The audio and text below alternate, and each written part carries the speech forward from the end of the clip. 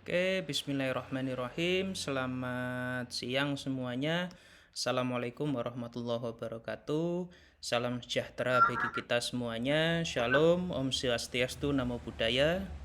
Salam kebajikan gitu kan. Semoga sehat semua teman-teman ya. Mahasiswa sekalian. Warahmatullahi wabarakatuh. Salam. Ya. Oke, hari ini saya akan memberikan mata kuliah gitu kan, sesuai dengan rancangan apa istilahnya RPS, rancangan pembelajaran rencana pembelajaran semester gitu kan, yang telah saya susun gitu kan. Jadi di RPS saya gitu kan, untuk hari ini saya akan memberikan materi gitu kan. Sebenarnya ini pertemuan kelima. Nah, ini di RPS saya pertemuan kelima. Mudah-mudahan terlihat. Nah, ini pertemuan kelima. Sorry. Nah, setelah ini, setelah UTS. Nah, jadi ini UTS, terus setelahnya gitu kan. Dan setelahnya ini ada tuntutan di mahasiswa, yaitu mahasiswa dapat menilai keberlakuan serta upaya-upaya hukum dalam hukum acara perdata. Jadi kita masih di dalam hukum acara perdata.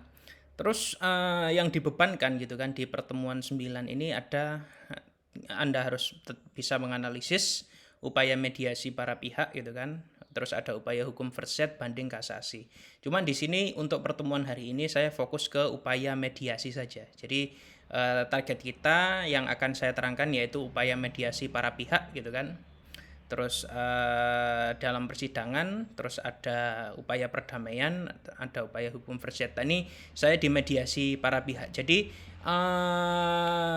di persidangan gitu kan, itu dimungkinkan bahwa di para pihak itu meskipun istilahnya bersengketa di dalam persidangan itu masih dimungkinkan untuk apa istilahnya memiliki kesempatan untuk melakukan mediasi untuk damai atau negosiasi lah gitu kan.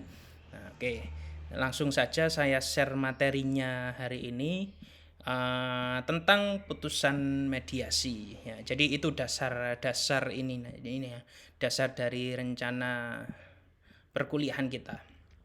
Nah, oke, dari sini uh, langsung saja saya masuk ke slide pertama gitu kan. Sudah nampak ya di uh, layarnya mahasiswa materi putusan akta perdamaian. Oke, siap. Sudah, Siap. Pak.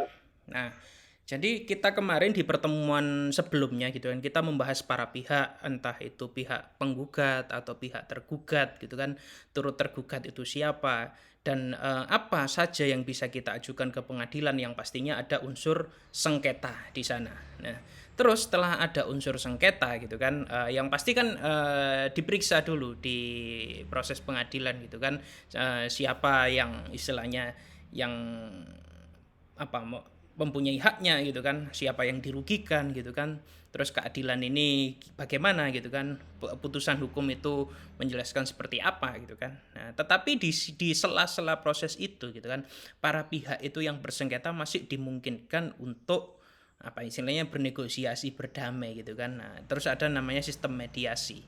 Oke, dasarnya ini dalam sidang perkara perdata sebelum dilaksanakannya pokok gugatan ini, majelis hakim wajib mendamaikan para pihak yang berperkara gitu kan. Dalam prakteknya gimana Pak? Jadi meskipun ada para pihak gitu kan dipanggil dulu penggugat tergugat, ketika datang semua ditanya gitu kan. Dan ini di dalam hukum acara juga sudah diatur. Misalkan ini saudara yakin mau melanjutkan gitu kan, apa enggak dipikir dulu gitu kan, apa enggak dirunding dulu. Nah, ini wajib, hakim itu wajib mendamaikan para pihak ya. Dengan kata-kata seperti itu hakim itu sudah berupaya gitu kan. Nah, dasarnya ini di pasal 130 HIR. Jika pada hari yang ditentukan itu kedua belah pihak menghadap, nah, maka pengadilan negeri ya, dengan perantaraan ketuanya akan mencoba mendamaikan mereka gitu kan.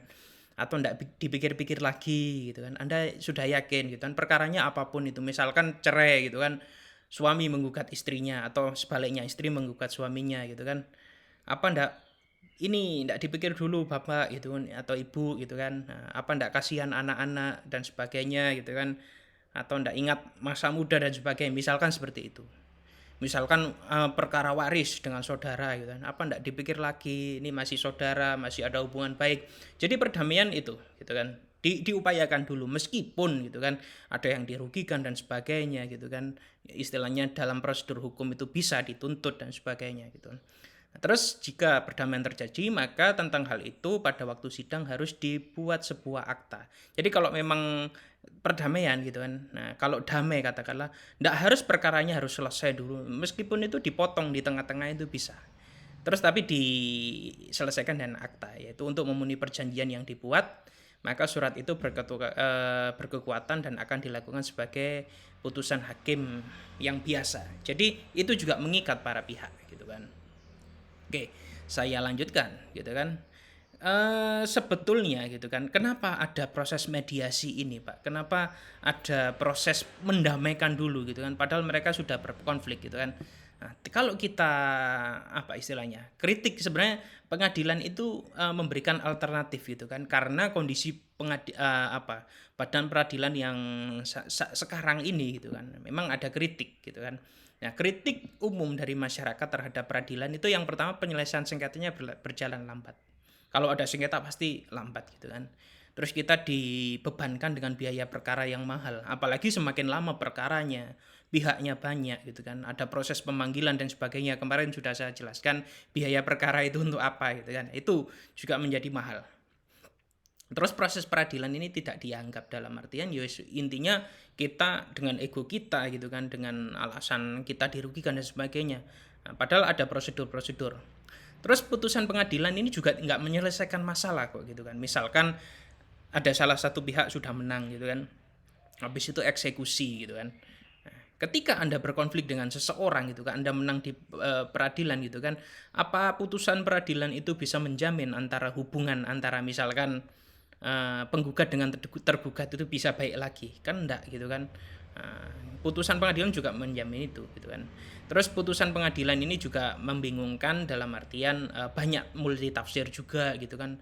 Oh, ketika persidangan hakimnya menangkap A gitu kan, oh, ternyata di prakteknya di lapangan terjadi B gitu kan. Ini juga ada. Terus putusan pengadilan tidak memberi kepastian hukum, dan kemampuan hakim ini bercorak generalis. Jadi istilahnya hakim ini memandang sesuatu yang umum gitu.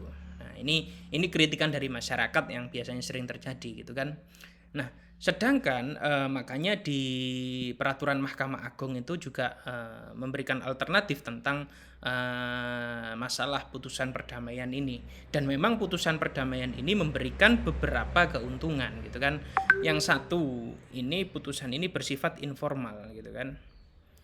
Nah, penyelesaian yang bersifat informal, penyelesaian melalui pendekatan nurani, bukan berdasarkan hukum gitu kan. Nah, kedua belah pihak melepaskan diri dari kekuatan hukum kepada pendekatan yang bercorak nurani dan formal. Jadi begini, kalau kita ngomongkan salah dan benar gitu kan, oh menurut pasal ini saya benar gitu kan, oh menurut perdata mereka telah melakukan prestasi gitu kan.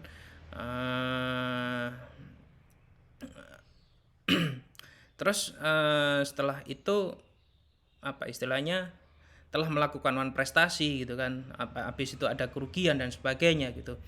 Nah, ini menurut hukum oke, ada salah ada benar. Tetapi kalau menurut pendekatan ini, menurut pendekatan apa nurani gitu kan, menurut pendekatan nurani ini ya gimana gitu kan, apa ndak bisa didamaikan dulu? Misalkan ada orang punya utang piutang dan sebagainya, terus telat bayar, wah ini pasti prestasi, tidak menaati hukum, melanggar perjanjian gitu kan, bisa dituntut ya, bisa kalau menurut hukum. Tetapi kalau berdasarkan hati nurani ya kasih termin waktu dulu gitu kan, apalagi mungkin dia kena musibah dan sebagainya lah. Putusan mediasi melihat ini apa istilahnya potensi-potensi di sana gitu kan.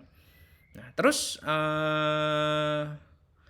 yang menyelesaikan perkara ini yaitu para pihak sendiri gitu kan.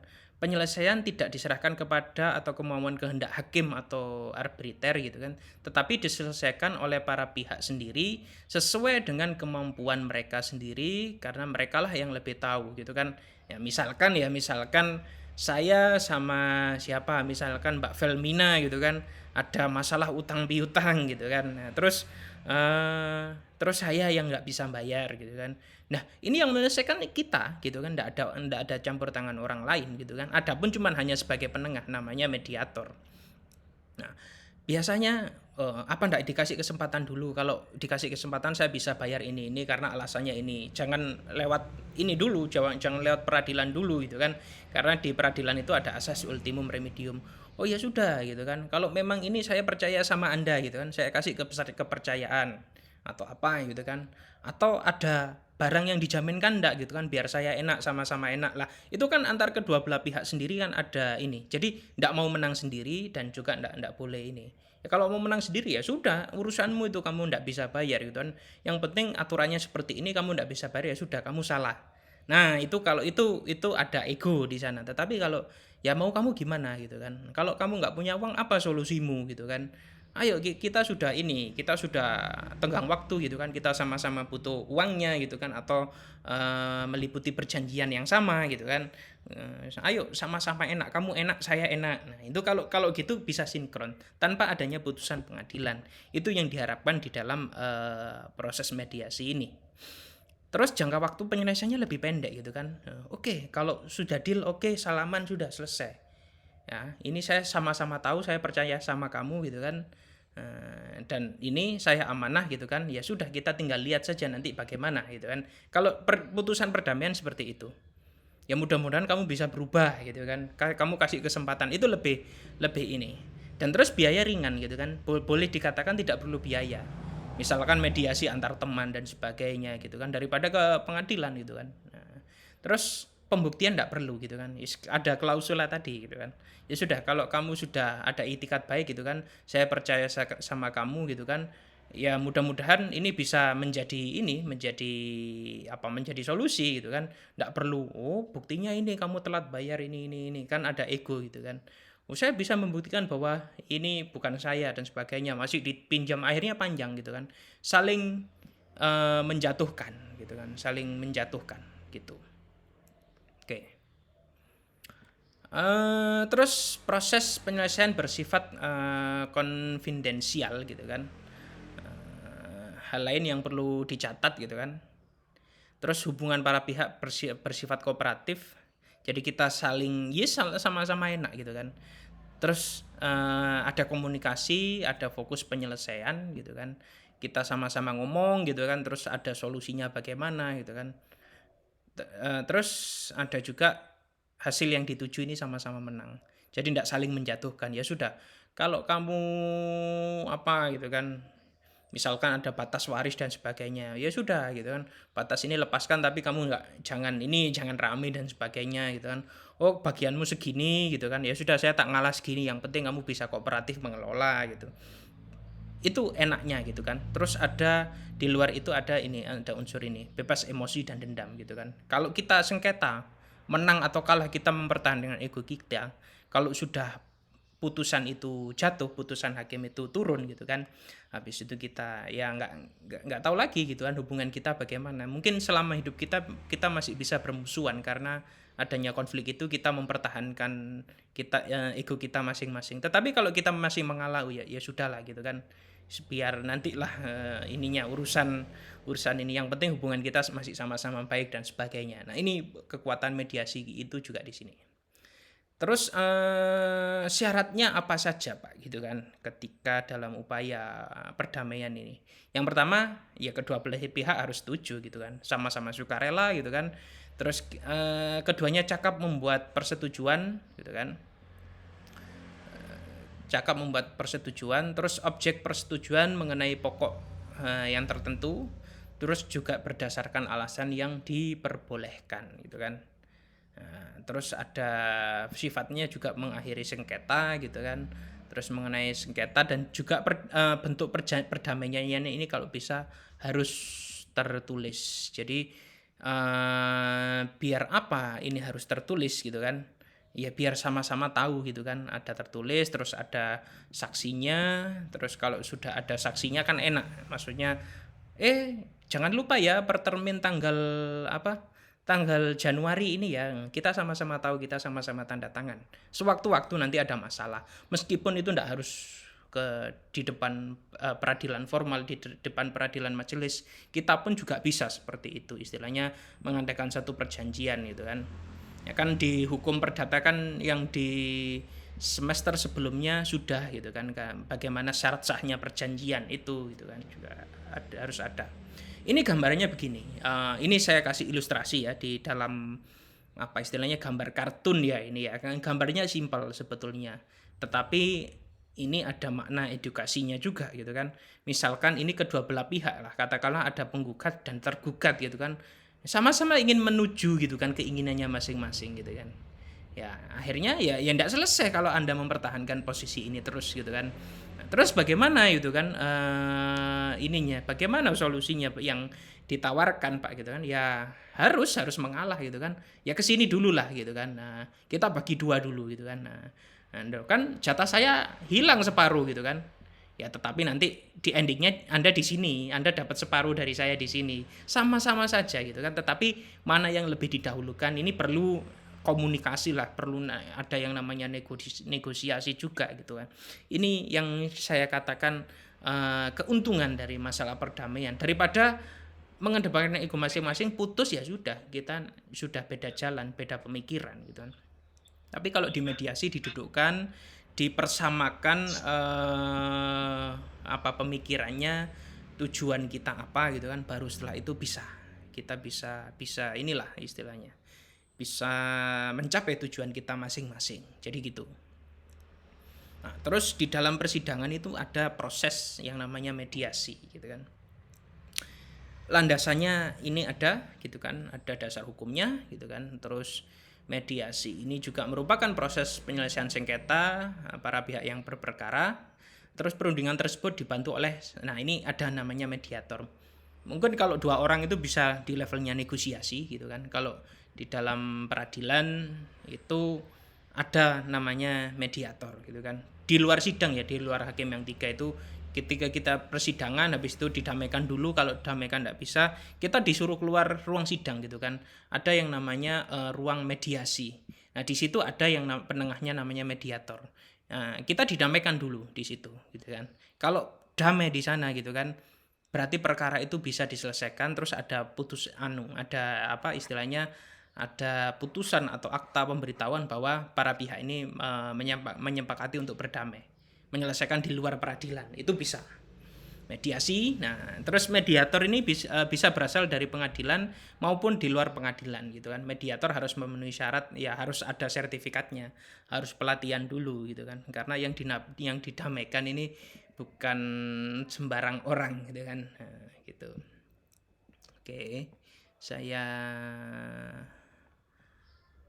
sampai di sini dulu, di dalam mediasi dulu. Atau ada yang mau ditanyakan teman-teman sekalian, silahkan. Kalau mau ada yang bertanya gitu kan mengenai putusan perdamaian atau proses upaya perdamaian di dalam peradilan ataupun proses mediasi ini, sebenarnya sama, intinya mendamaikan gitu kan, dan menghindari proses formalnya pengadilan. Ini proses informal gitu kan. Kita mencari jalan pintas lah untuk menyelesaikan perkara itu. Monggo silahkan kalau ada yang mau bertanya. Silakan. Siap, Markus Jamanuna. Oke, siap. Iya, Pak. Silakan, Markus. Tadi berbicara tentang penyelesaian perkara ya, Pak. Pertanyaannya begini, Pak. Karena masalah utang piutang atau orang yang punya modal itu menanam modal, tetapi bunganya itu melebihi target atau 2 kali lipat. Ketika orang melunasi itu tidak sesuai bunganya, terjadilah sebuah konflik. Betul. Tetapi itu tidak ada saksi atau istilahnya surat menyurat begitu, perjanjian secara lisan. Ya, nah pertanyaan saya, bagaimana cara untuk menyelesaikan sebuah masalah ini? Saya lihat ini, saya bingung cara menyelesaikan karena tidak ada saksi begitu. Ya, memang itu. Terima kasih ya atas pertanyaannya, Markus Jamanuna. Memang terjadi gitu kan. Nah, itu yang dicontohkan Mas Markus tadi itu kejadian di apa istilahnya di masyarakat itu sudah ada gitu enggak. Itu dan memang banyak yang terjadi gitu kan. Misalkan kita meminjam gitu kan, misalkan enggak punya duit atau mau usaha apa meminjam modal di koperasi atau apa. Nah, tetapi kan kita meminjam kan enggak enak-enakan, ada bunga gitu kan katanya Mas Markus. Tetapi bunganya itu enggak sesuai gitu kan. Malah kalau ketika bayar itu lebih banyak, ataukah ketika telat itu kita dibebankan lebih banyak bunga gitu kan, sehingga itu menjadi beban kepada kita gitu kan. Nah, terus prosesnya bagaimana Pak gitu kan, sehingga terjadi seperti itu kan ndak asik Pak gitu kan istilahnya membebankan kita, wong kita minta bantuan malah kita dibebani gitu kan. Penyelesaiannya bagaimana gitu kan. Nah ini kalau saya gitu kan, kalau menurut di apa istilahnya materi mediasi ini kita sesuaikan, kita ditemukan dulu para pihaknya gitu kan. Nah, siapa atau siapa dan sebagainya. Kalau teknis ya ini mediasi dulu, terus bagaimana kelanjutan dan sebagainya, kita ungkapkan kerugian kita dan kita tanyakan juga apa sih kerugiannya perusahaan, dan perusahaan atau pihak bank atau koperasi maunya apa gitu kan, dan kita maunya juga apa. Maunya ya utang saya lunas gitu kan, bunganya kalau memang kita bisa ya ini semua gitu kan, dan jangan berat-berat gitu kan. Kita juga harus mendengar dari pihak koperasi atau banknya, Anda maunya apa gitu kan, apa enggak cukup gitu kan kita selama ini bayar dan sebagainya. Itu yang pertama kita cari apa istilahnya, interestnya dulu, keinginan para pihak dulu. Terus yang kedua apa jalan yang akan diambil, mungkin mau perjanjian baru lagi atau apa gitu kan. Misalkan ya tadi katanya Mas Markus ndak ada apa namanya bukti dan sebagainya gitu kan. Nah ini yang memang harus diedukasi kepada masyarakat sebelum kita ada kesepakatan dan sebagainya, ya minimal lah yang dipikirkan itu. Misalkan kalau ndak ada saksi katakanlah, oh ya sudah kamu tanda tangan, oke tanda tangan, tetapi minta kopinya gitu kan, atau difoto tanggal berapa gitu kan, sama-sama tahu itu untuk sebagai bukti kita bisa gitu kan.